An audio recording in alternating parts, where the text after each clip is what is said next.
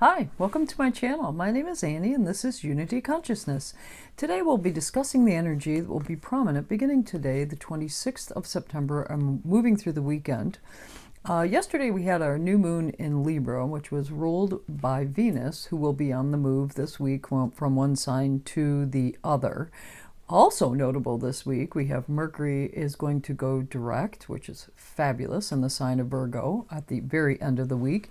And we also are going to kick off well, I guess it's been in play for a while, but the Saturn-Uranus square will also be quite prominent as we move closer to the end of the week and for some time.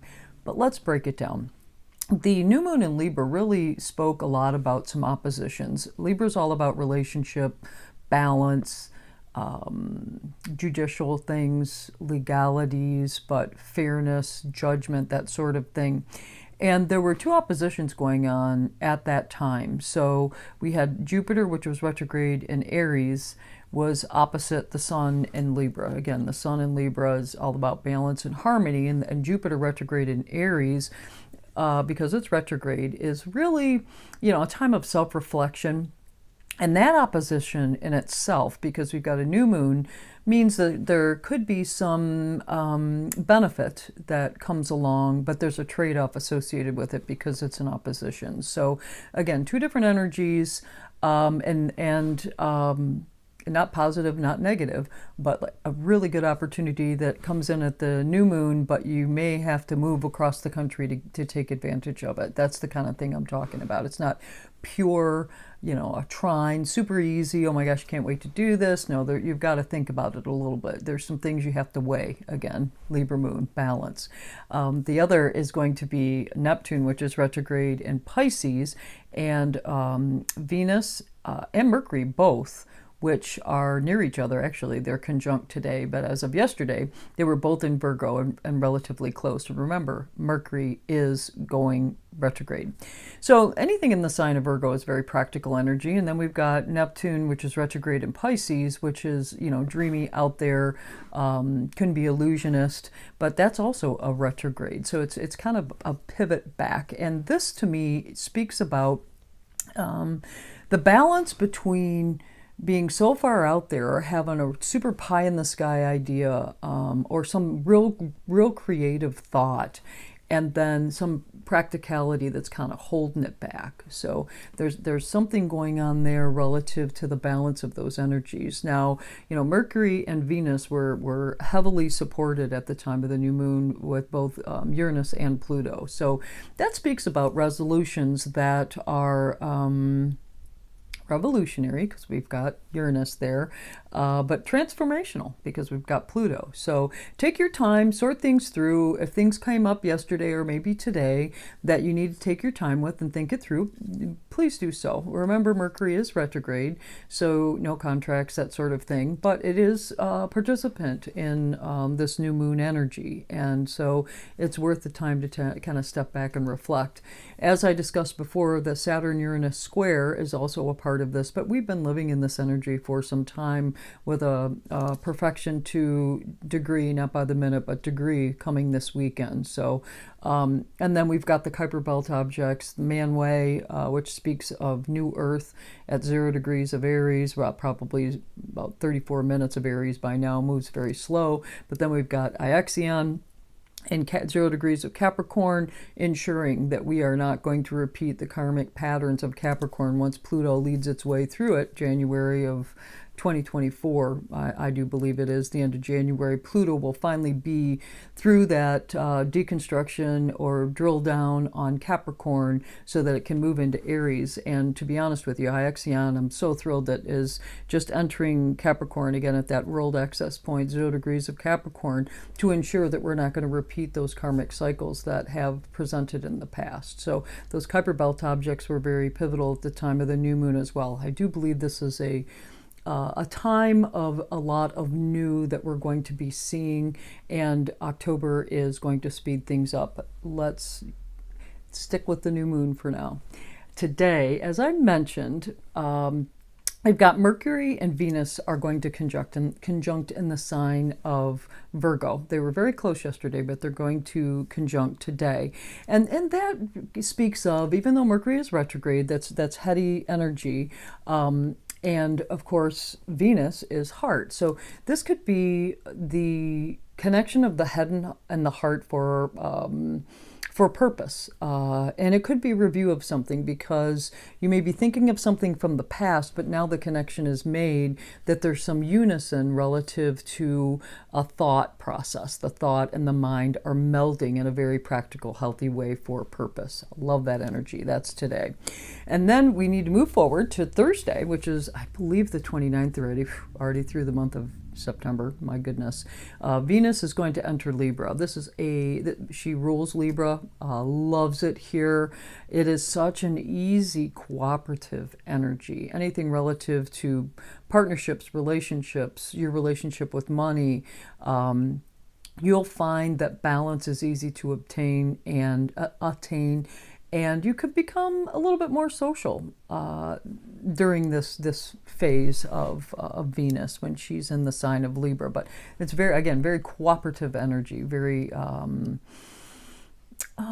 easy. Anything that's aggressive could be very much a turnoff during this cycle. Aggression is not your thing. You're trying to have some fun with friends out, and all of a sudden someone of the opposite sex or a partner, could be a potential partner to you, just comes up with this very aggressive activity or action, and you're just going to be repulsed by it. So aggression is not the thing to do during Venus and in the sign of Libra, that's for certain.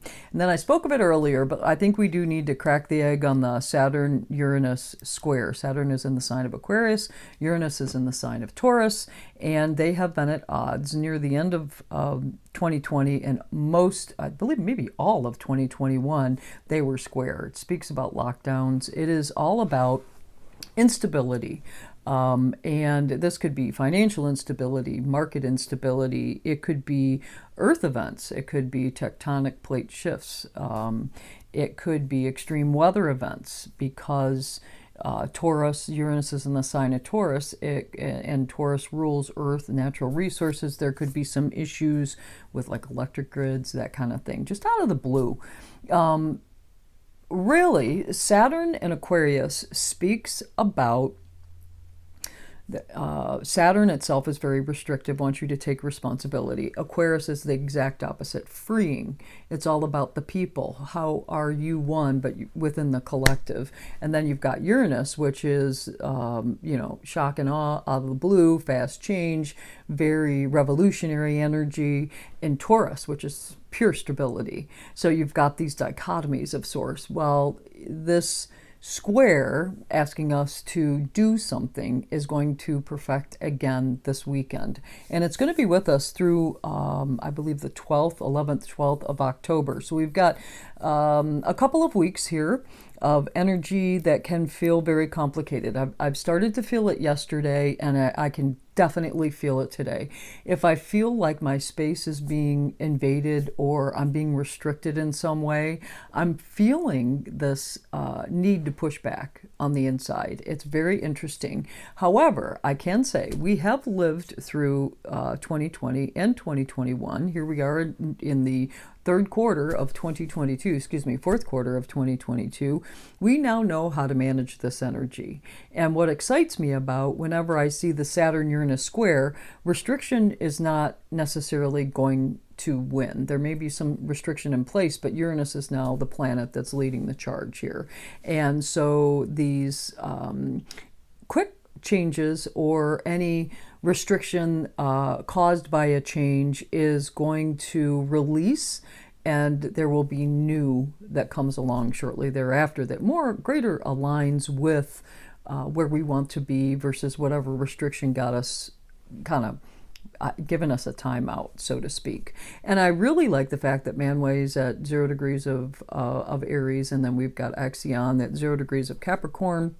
Again, the sun just crossed 0 degrees of Libra. These are all world axis points. I do like the fact that we've got to look forward to new Earth here, and I do believe that the Saturn-Uranus square, this final hit of the Saturn-Uranus square, is going to allow us to use this energy to our benefit, no matter what the restriction is, so that we can find freedom within the confines of that situation. Then on Sunday, a week, I believe today isn't Sunday, today's Monday. My days are confused, so sorry. Next Sunday, the 2nd, we have Mercury going direct in the sign of Virgo. Woo woo, we made it. Now, it's going to stay in shadow till the midpoint of October. I believe it's the 16th. Then Mercury will be back up to speed, but you feel free to, move forward with contracts or anything else that Mercury rules. Once we hit this Sunday, it's a little bit more relaxed environment in order to move forward with that. And remember, Mercury in Virgo, especially direct, allows us to use discernment. So any theme that has presented during this Mercury retrograde season, you will be able to draw on the power of Mercury in Virgo to use your power of discernment as you move forward with whatever progress happens to have been held up during this Mercury retrograde season. And we'll be able to really clean up using those powers of discernment, be able to clean up any issues that have kind of been stagnating because of the review that was necessary during Mercury retrograde season. And as I mentioned, October really speeds things up. So Mercury is going to go direct on the 2nd, and then we've got Pluto is going to go direct on the 8th, and then I think we've got Saturn on the 22nd that's going to move direct. So get ready for the pace to pick up. I do believe that October is going to move rather quickly for us. I think there's going to be some chaos for certain, and but we're used to chaos by now. This is not new to us at all. And then one final thing, that's really all I have relative to the astrology this week and some hits that I've been getting. But when I drew the card for this week, I had to pause and sit with it a little bit, and I got a download. So let me share the card with you for this week's reading. It's very interesting. I am using the Journey Tarot deck by Cassie Ohl. If you're interested in purchasing the deck, it's really a fun deck. It's got beautiful colorful cards, and as well a small book that gives you the definition of the card. But the card that I pulled is the Tower. I love this card. If you take a look at this card, it's exactly what we were talking about, that Saturn-Uranus square, sudden truths or situations that I feel like a lightning bolt that catapult you from one location to the other relatively quickly. We've got, the earth is crumbling down below here. We did speak about earth events. So this card, I truly do believe, in my opinion, maybe I shouldn't like the Tower card, but I do like the Tower card, especially from where we're at right now, because that card tells me that even though we may be looking at some tumultuous days ahead, even through restriction with the Saturn-Uranus square. By the way, this card, it's up for grabs, whether it's a card of Uranus energy or Mars energy, but I'm going to declare it's Uranus energy this week as Uranus comes in to clear some things away that no longer align with us through that square with Saturn, so that we can step into whatever new Earth is for you. So anyway, let me read what the little book says here about the card of the Tower card. Surrender to any sudden changes in your life. It's safe to cry, fall apart, and crumble. It's with the acceptance of sudden change and loss that you're able to see the glimmer of a new path ahead. And the channeling that I got when I pulled this card, I thought, oh, I need to sit with this and get a little further clarification on that for those in attendance today. And what I heard, and I wrote it down, don't be distracted by what falls away. Look for what's being birthed in its wake. And that goes along with the channeling the week prior, speaking about finding the opportunity in chaos, because it's always there. As long as you don't get so wrapped up in what's falling away, you will see what's coming to you. So, well, that's what I have for you this week. I will be here all week. If you like this video, please click the like button. If there's somebody who you feel could be helped by this video, please do share it with them. If you have any comments or suggestions, please post them in the comment section below. I will get back to you ASAP. If you want to know when videos are being dropped, click the subscribe button and you will be notified. Thank you so much. I hope you have a fabulous week of who knows what Uranus will bring for us. Namaste.